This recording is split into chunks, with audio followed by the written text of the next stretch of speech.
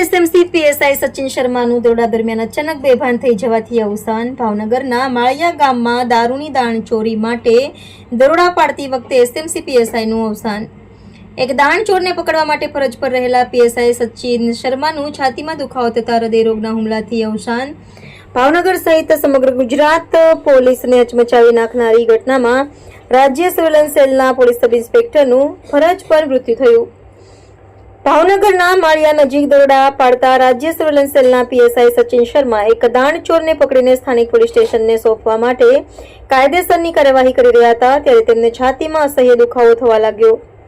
PSI શર્માને તાત્કાલિક તેમના સાથી પોલીસ કર્મીઓ ખાનગી વાનમાં ભાવનગરની એક ખાનગી હોસ્પિટલમાં લઈ ગયા, જ્યાં પીએસઆઈનું હૃદય રોગના હુમલાથી અવસાન થયું.